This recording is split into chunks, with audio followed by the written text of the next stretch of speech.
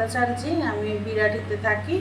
এখানে প্রথমে আমি ডক্টর শাগনি মুখার্জিকে দেখালাম। আমার যথেষ্ট ভালো লেগেছে।